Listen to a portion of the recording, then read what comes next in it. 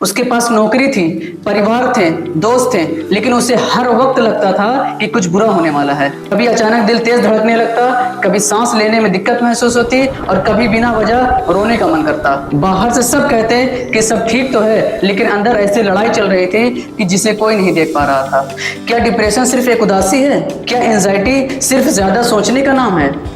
क्या टेंशन और डिप्रेशन एक ही चीज है? अगर नहीं तो इसमें फर्क क्या है? और सबसे बड़ा सवाल, आखिर करोड़ों लोग दुनिया में इस दर्द से कैसे गुजर रहे हैं? इस डॉक्यूमेंट्री में हम समझेंगे कि इंसान का दिमाग कैसे काम करता है, डिप्रेशन, एंजाइटी और टेंशन क्यों होता है, और आखिर कैसे लोग सही इलाज और सही मदद से इससे बाहर निकल चुके हैं। हमारा दिमाग लगभग 86 अरब न्यूरॉन से बना है।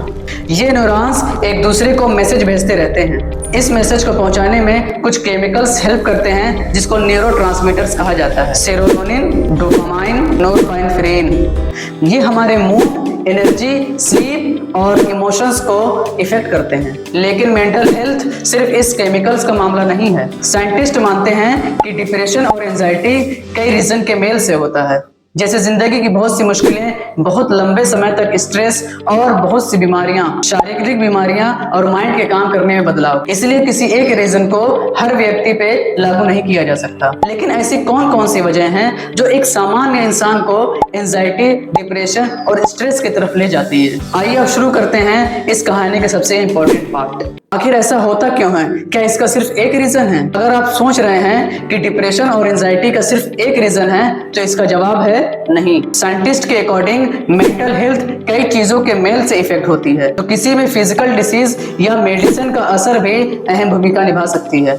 क्रॉनिक स्ट्रेस, जॉब का प्रेशर, लगातार फाइनेंशियल प्रॉब्लम, एग्जाम का स्ट्रेस और घर की रिस्पॉन्सिबिलिटी। क्या होता है जब शरीर लंबे समय तक स्ट्रेस में रहता है, तो स्ट्रेस से जुड़े हुए हार्मोन्स जैसे कॉर्टिसोल लंबे समय तक इफेक्ट करते हैं। इससे स्लीप, एनर्जी, कंसंट्रेशन पे बहुत इफेक्ट पड़ता है। डोमेस्टिक वायलेंस, फिजिकल और इमोशनल एब्यूज, पेरेंट्स का अलग होना या अपने बचपन में किसी खास को खो देना। ऐसा एक्सपीरियंस कुछ लोगों में आगे चलकर मेंटल हेल्थ की समस्या को बढ़ा सकता है। हालांकि हर इंसान का एक्सपीरियंस अलग अलग होता है। लोनलीनेस, कई लोगों के आसपास लोग तो होते हैं, लेकिन वो खुद को अकेला महसूस करते हैं। लंबे समय तक सोशल डिस्टेंस मेंटल हेल्थ पर नेगेटिव असर डाल सकती है। रिलेशनशिप प्रॉब्लम, ब्रेकअप, तलाक, परिवार में लगातार झगड़े, नौकरी का छूटना और बड़ा हादसा, ये सारी चीजें भी डिप्रेशन और स्ट्रेस का कारण बन सकती हैं। इकोनॉमिक प्रेशर, कर्ज, बेरोजगारी लंबे समय तक बनी रहे तो ये मेंटल हेल्थ का प्रॉब्लम बढ़ा सकता है। फिजिकल डिसीज, कुछ सीरियस और लंबे समय तक चलने वाली प्रॉब्लम जैसे कैंसर, हार्ट की प्रॉब्लम, थायराइड की प्रॉब्लम मेंटल हेल्थ को इफेक्ट कर सकती हैं। लैक ऑफ स्लीप, अगर इंसान रात को कम सोता है या उसकी नींद बार बार टूटती है, तो उसके मूड और कंसंट्रेशन पे बहुत इफेक्ट पड़ता है। इंटॉक्सिकेशन, शराब या अन्य नशीले पदार्थ कुछ वक्त के लिए राहत का एहसास दे सकते हैं, लेकिन लंबे समय में वो मेंटल हेल्थ की समस्या को बढ़ा सकते हैं या कोई और नई प्रॉब्लम पैदा हो सकती है। सोशल मीडिया अपने आप में कोई डिप्रेशन का रीजन नहीं है, लेकिन कुछ लोगों में कंपेयर, बहुत ज्यादा ऑनलाइन साइबर बुलिंग या बहुत ज्यादा उपयोग से मेंटल हेल्थ इफेक्ट हो सकता है। जेनेटिक रोल, अगर फैमिली में किसी को भी मेंटल हेल्थ की प्रॉब्लम रही हो, तो आने वाले वक्त में भी लोगों को ये प्रॉब्लम हो सकती है, लेकिन इसका मतलब ये बिल्कुल नहीं कि आने वाले लोगों को ये समस्या जरूर होगी।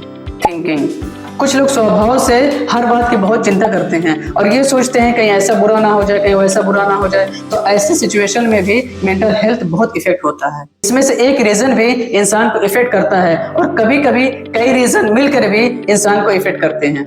इसीलिए किसी भी व्यक्ति के बारे में ये मान लेना कि वो कमजोर है और बस सोच बदल लो, तो ये सही नहीं है। मेंटल हेल्थ बहुत हार्ड प्रॉब्लम है और हर व्यक्ति की कहानी अलग अलग हो सकती है। जेके रोलिंग, आज उनकी किताबें करोड़ों लोग तक पहुंचते हैं, लेकिन एक वक्त था जब वो फाइनेंशियल प्रॉब्लम, तलाक और अकेले बच्चों की परवरिश जैसी कठिन परिस्थितियों से गुजर रही थी। उन्होंने अपने जीवन के उस दौर को बहुत कठिन बताया। उसी समय उन्होंने हैरी पॉटर लिखना जारी रखा। धीरे धीरे उनकी मेहनत रंग लाई और उनकी किताबें पूरी दुनिया में फेमस हो गई। उनकी कहानी ये नहीं कहती है कि सक्सेस मेंटल स्ट्रगल को मिटा देती है, बल्कि ये दिखाती है कि कठिन वक्त में भी उम्मीद उम्मीद और लगातार प्रयास से इंसान आगे बढ़ सकता है। ऐसे बहुत से लोग हैं जो इस परेशानी से गुजरे हैं। Prince Harry, Michael Phelps, Deepika Padukone, Donny Johnson. Mental struggle किसी के साथ भी हो सकती है, वो चाहे एक्ट्रेस हो, प्लेयर हो, राइटर हो या एक आम इंसान हो। फर्क इस बात से पड़ता है कि हम समय रहते हुए मदद लेते हैं कि नहीं।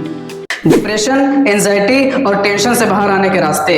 अगर आप सोच रहे हैं कि क्या डिप्रेशन या एंजाइटी से बाहर आया जा सकता है, तो इसका जवाब है यस। बहुत से लोग सही टाइम और सही मदद से बेहतर महसूस करते हैं। बस आपको एक्सेप्ट ये करना है कि मदद की जरूरत पड़ सकती है। Help from mental health specialist. अगर सिम्टम्स ज्यादा दिनों तक बनी रहे या डेली रूटीन इफेक्ट करने लगे या इंसान को नुकसान पहुंचाने जैसे विचार आने लगे, तो मेंटल हेल्थ स्पेशलिस्ट से मिलना बहुत जरूरी है। स्पेशलिस्ट आपकी स्थिति समझकर आपका ट्रीटमेंट शुरू करते हैं। कई लोगों को विशेष प्रकार की थेरेपी जैसे सीबीटी से बहुत फायदा मिलता है। मेडिसिन्स। कुछ लोगों के लिए डॉक्टर दवाइयां भी लिख सकते हैं, लेकिन ये हर एक इंसान के लिए जरूरी नहीं हो सकता है। दवाइयां हमेशा कंपेटेंट डॉक्टर्स की सलाह से ही लेनी चाहिए। बस अपनी मर्जी से इसको शुरू और बंद नहीं करना चाहिए। एक्सरसाइज। रेगुलर फिजिकल एक्टिविटी से कई लोगों में स्ट्रेस कम करने, मूड को बेहतर करने और नींद को सुधारने में मदद कर सकती है। इसका मतलब ये नहीं एक्सरसाइज हर प्रॉब्लम का इलाज है, लेकिन ये एक्सरसाइज एक यूजफुल पार्ट हो सकता है। Good sleep. नींद सिर्फ आराम नहीं, ये बॉडी और दिमाग के रिकवरी का एक इम्पोर्टेंट पार्ट है। रेगुलर वक्त पर सोना, स्क्रीन का कम इस्तेमाल करना और रिलैक्स एटमॉस्फेयर नींद सुधारने में हेल्प कर सकती है। Support from family and friends. कई लोगों को किसी भरोसेमंद इंसान का साथ भी बहुत मायने रखता है। बिना जज किए किसी की बात सुन लेना भी बड़ी मदद हो सकती है। Stay away from alcohol and drugs. कुछ लोग दर्द कम करने के लिए शराब या नशे का सहारा लेते हैं, लेकिन लंबे वक्त में मेंटल हेल्थ और बिगड़ सकती है। Daily routine and small goal. जब मन बिल्कुल भी ना करे, फिर भी छोटे छोटे काम जैसे वक्त पर उठना, नहाना, दोस्तों से मिलना, फैमिली के साथ बैठकर बात करना, धीरे धीरे जिंदगी को वापस पटरी पर ला सकती है। Mindfulness and relaxation. कुछ लोगों को सांस लेने की एक्सरसाइज, माइंडफुलनेस या रिलैक्सेशन तकनीक से स्ट्रेस कम करने में मदद मिलती है। ये ट्रीटमेंट का विकल्प नहीं, बल्कि एडिशनल मेथड हो सकता है। क्या नहीं करना चाहिए। किसी से ये मत कहिए कि मजबूत बनो, बस सोच बदल लो, ये सब तुम्हारे दिमाग की बात है। ऐसी बातें इंसान को और अकेला महसूस करा सकती है। अगर किसी को सुसाइड का ख्याल आए, अगर कोई इंसान बार बार मौत की बात कहे या बार बार खुद को नुकसान पहुंचाने की बात कहे या लगे कि वो खतरे में है, तो इसको हल्के में ना लें। ऐसे वक्त में फैमिली, दोस्त या लोकल इमरजेंसी सर्विस या मेंटल हेल्थ से मदद लेनी चाहिए। डिप्रेशन, एंजाइटी और टेंशन ये इंसान की पहचान नहीं है। ये एक ऐसी कंडीशन है जिसमें बहुत से लोग गुजरे हैं। सही वक्त और सही मदद मिलने से लोग बेहतर महसूस करते हैं। उम्मीद हमेशा रहती है।